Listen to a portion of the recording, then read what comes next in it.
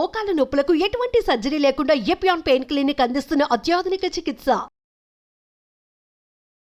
Welcome to our channel. నేను మీ నవీన్. ప్రస్తుతం నేను knee and shoulder surgeon doctor Sai Chandra గారితో ఉన్నాను. సార్ నమస్తే అండి. నమస్కారం అండి.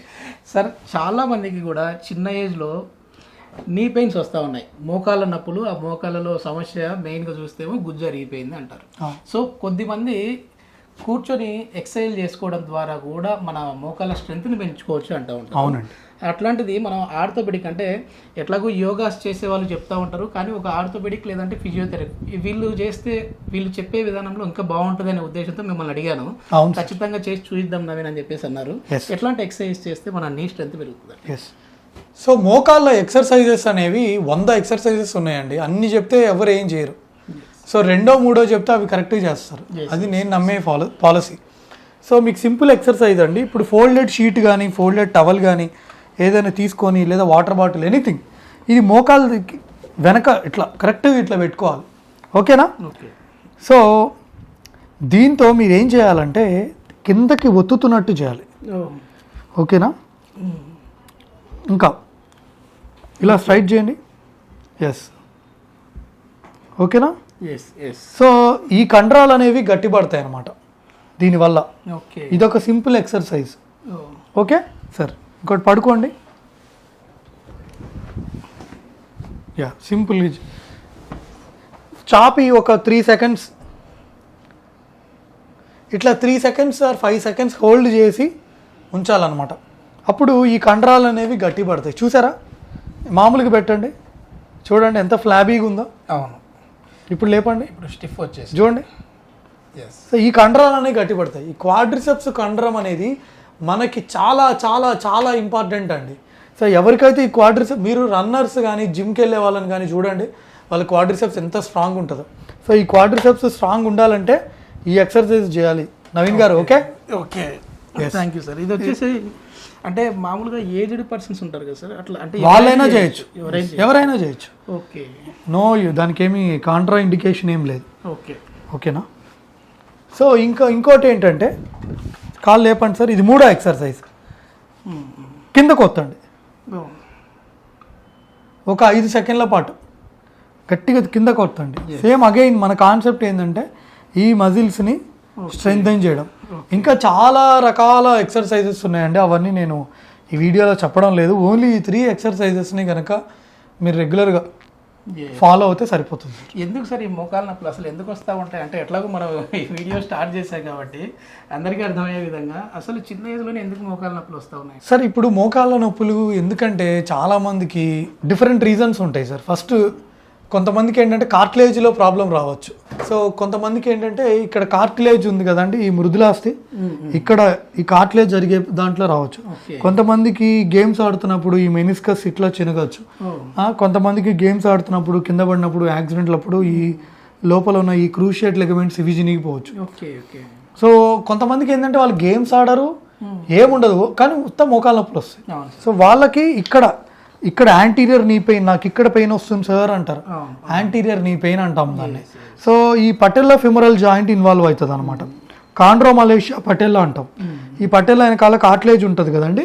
సో అది లైట్గా మెత్తగా మామూలుగా ఉన్నది ఏమవుతుందంటే దాని టెక్స్చర్ పోయి దాంట్లో చేంజెస్ వస్తాయి. సో వాళ్ళకి ఈ యాంటీరియర్ నీ పెయిన్ అనేది వస్తూ ఉంటుంది. కొద్దిమందికి ఈ మోకాళ్ళ వెనుక భాగంలో దానికి ఎందుకు వస్తుంది అంటే అది మేబీ దాని ఫుడ్ మారడం వల్ల కావచ్చు, వాళ్ళ లైఫ్ స్టైల్ మారడం వల్ల కావచ్చు, జెనెటిక్ రీజన్స్ అవ్వచ్చు, ఎక్కువసేపు కూర్చొని జాబ్స్ దానివల్ల కావచ్చు. ఈ మధ్య అందరూ కూడా కూర్చొనే కదా సార్. ఒకప్పుడు ఏంటంటే ఫిజికల్గా ఎక్కువ యాక్టివ్గా ఉండేవాళ్ళు, ఇప్పుడు అది ఉండట్లేదు. వచ్చేసి మైండ్కి ఎక్కువ పని అయిపోయింది, ఫిజికల్గా మాత్రం కూర్చొని చేస్తూ ఉన్నారు. ఓకే, ఈ మోకాలు వెనుక భాగంలో ఎక్కువ పెయిన్ వస్తూ ఉంటుంది సార్ కొద్దిమందికి, ఎందుకంటే అది మోకాలు వెనుక భాగంలో అంటే ఇది ఈ బోన్ మోడల్లో ఇక్కడ. సో ఇక్కడ ఏమవుతుందంటే కొంతమందికి ఇక్కడ సిస్ట్ గడ్డ ఫార్మ్ అవుతుంది. సైనియల్ ఫ్లూయిడ్ మనకి మోకాళ్ళ లోపల ఏదైతే ఫ్లూయిడ్ ఉంటుందో అది ఏజ్ వల్ల కావచ్చు, లేదంటే ఏదైనా మెనిస్కస్ జినిగినప్పుడుగైనా కావచ్చు. సో వెనక్కి పోయి ఒక గడ్డలాగా ఫార్మ్ అవ్వచ్చు. సో అది చూడాలి, ఎగ్జామిన్ చేయాలి.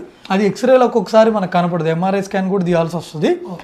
కొన్నిసార్లు వెరికోస్ వెయిన్స్ ఉండొచ్చు, కొన్నిసార్లు మోకాళ్ళ అరుగుదల ఉన్న పేషెంట్స్ కూడా వాళ్ళకి నొప్పి వెనక వైపు రావచ్చు. ఓకే, ఇది కొంతమంది నడుము నొప్పి ఉన్న వాళ్ళు కూడా నాకు ఇట్లా నొప్పి ఇదంతా లాగుతుంది అంటారు. సో అది కూడా ఎగ్జామిన్ చేయాలి. ఓకే, ఇప్పుడు మీరు చెప్పారు కదా సార్, ఈ 3 types ఆఫ్ ఎక్సర్సైజెస్ అంటే కూర్చొని బాటిల్ని ఇట్లా మనం ప్రెస్ చేయడం, తర్వాత కాళ్ళు పైకి లేపి ముందు భాగాన్ని వెనక్కి లాగడము, ఇప్పుడు వచ్చేసేసి కూర్చున్న తర్వాత బాటిల్ని కింద ప్రెస్ చేయడం. ఇవి మొత్తం ఎన్ని సెట్స్ చేయాలి, ఎంతసేపు చేయాలి సార్? ఈ 3 మార్నింగ్ 10 minutes, ఈవినింగ్ 10 minutes చేస్తే చాలు. ఇది పెద్దగా కష్టపడేది కూడా కాదు. సో ఏంటంటే మనం ఉన్న చోటనే కూర్చొని కూడా ఆఫీస్లో కూడా చేసుకోవచ్చు. ఇట్లా కూర్చొని ఏదైనా పెయిన్ ఉంది అన్నప్పుడు ఇట్లయినా చేసుకోవచ్చు. నేను ఎందుకంటే ఆర్థోపెడిక్ డాక్టర్ దగ్గరికి రావడం, సాయి చంద్ర గారి దగ్గరికి రావడం ఏంటంటే చాలామంది అంటూ ఉంటారు, అంటే వ్యాయామంతో మాత్రమే మోకాళ్ళ నొప్పులు ఎట్లా తగ్గించుకుంటాం అనేసి. ఇది అథెంటికేషన్ పర్సన్ చెప్పారంటే ఇంకా నమ్ముతారు అనేసి సార్. అవును, అంటే అంత ఇంపాక్ట్ ఉంటుంది సార్ ఇది దీనికి? 100%. ఓకే, మోకాళ్ళలో ఎక్సర్సైజెస్ చేస్తే డెఫినెట్గా కండరాలు గట్టి పడతాయి కదా సార్. సో ఇప్పుడు 2 పేషెంట్స్ ఉన్నారు, ఒకళ్ళ కండరాలు గట్టిగా ఉంటాయి, ఒకళ్ళ కండరాలు వీక్గా ఉంటాయి.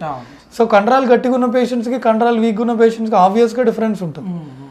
సో ఈ క్వాడ్రిసెప్స్, హ్యామ్స్ట్రింగ్స్, ఈ ముందున్నాయి క్వాడ్రిసెప్స్ సార్, వెనకాల ఉన్నాయి హ్యామ్స్ట్రింగ్స్.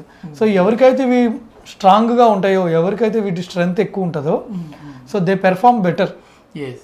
అసలు ACL లిగమెంట్ చినిగిన పేషెంట్లు కూడా ఈ మజిల్స్ గట్టికుంటే వాళ్ళ యాక్టివిటీస్ వాళ్ళు చేసుకోవచ్చు. ఓకే, అవునులేండి. ఇప్పుడు ఆ లెగ్మెంట్ చినిగాయంటే నడక కూడా మారిపోతుంది. అవును, వాళ్ళ నిన్న కూడా ఒక పేషెంట్ వచ్చారు, ఇట్లా కాలు నడిచేటప్పుడు సైడ్కి వెళ్ళిపోతుంది, పక్కకు పోతుంది ప్రాబ్లం. అవునండి. ఓకే ఓకే సార్, ఇప్పుడు టాబ్లెట్స్ కూడా ఎక్కువ యూజ్ చేస్తూ ఉంటారు. మోకాళ్ళ నొప్పులు వచ్చాయి కంటిన్యూగా డాక్టర్ అయితే ప్రిస్క్రైబ్ చేసింది ఒక 2 weeksకో 1 weekకో చేసి ఉంటారు. ఈ టాబ్లెట్స్ వాడడం వల్ల మాకు నొప్పులు తగ్గుతూ ఉన్నాయని మళ్ళీ డాక్టర్ని కన్సల్ట్ అవ్వకుండా మళ్ళీ వాళ్ళు రిపీటెడ్గా మంత్స్ 2 నెలలు 3 నెలలు వాడుతూ ఉంటారు. అట్లా రెగ్యులర్గా వాడచ్చు అండి? అస్సలు వాడకూడదండి. డాక్టర్స్ ప్రిస్క్రిప్షన్ లేకుండా అసలు ట్యాబ్లెట్లే వేసుకోకూడదండి. మీరు కావాలంటే మీ బంధువులు ఎవరైనా అమెరికాలో కానీ యూకేలో కానీ ఉన్న వాళ్ళకి ఫోన్ చేసి అడగండి. అసలు అక్కడ ట్యాబ్లెట్ వితౌట్ డాక్టర్స్ ప్రిస్క్రిప్షన్ అసలు దొరకదు. ఇప్పుడు మెడికల్ స్టోర్కి పోయినా టక్కన ఇచ్చేసేస్తారు. మన దగ్గర ఎంత పవర్ఫుల్ యాంటీబయాటిక్ కావాలన్నా ఇస్తారు. సో ఆ సిస్టమ్ మారాలి. ఎవరైనా మీ ఫ్రెండ్స్ యూఎస్లో కానీ యూకేలో ఉన్న వాళ్ళని అడగండి, వాళ్ళకి డాక్టర్స్ ప్రిస్క్రిప్షన్ లేకుండా అసలు వాళ్ళకి ట్యాబ్లెటే ఇవ్వరు. మన దగ్గర అట్లా కాదు. వాళ్ళు ఏముంది, వెళ్ళి మెడికల్ షాప్కి వెళ్ళి ఆయనకి ఏమి ట్యాబ్లెట్ కావాలంటే అది తీసుకుంటారు. డైరెక్ట్ వాళ్ళే పేరు చెప్పేసి. సో దీనివల్ల ఏమవుతుందంటే యాంటీబయాటిక్ రెసిస్టెన్స్ వస్తుంది. అంటే రేపు నిజంగా ఆయనకి ఆ హై పవర్ఫుల్ యాంటీబయాటిక్ ఇచ్చినా అది పనిచేయదు, ఇంకా పవర్ఫుల్ ఇవ్వాల్సి వస్తుంది. డోస్ పెరుగుతా. సో ఈ మధ్య రీసెంట్ గైడ్ లైన్స్లో కూడా ఏం తెలిసిందంటే ఇండియాలో యాంటీబయాటిక్ రెసిస్టెన్స్ పెరుగుతూ ఉంది. ఒక్కొక్కరు విచ్చలవిడిగా వాళ్ళకి ఏది నచ్చితే ఆ యాంటీబయాటిక్ టాబ్లెట్లు వేసుకుంటా ఉన్నారు. ఫీవర్ వచ్చింది అనుకోండి, పారాసిటమాల్ తీసుకుంటా ఉన్నారు, తగ్గకపోతే పారాసిటమాల్ తో ఆగట్లేదు సార్, మొత్తం డాక్టర్ దగ్గరికి వెళ్తే సిఫిక్సిమ్ ఇస్తా ఉన్నారు కదా, అది కూడా మనమే వేసుకుందాం అనేసి పారాసిటమాల్ తో ఆగట్లేదు, మొత్తం సిఫిక్సిమ్ కదా, అన్ని టాబ్లెట్లు అన్ని తెలిసిపోయినాయి ఇప్పుడు.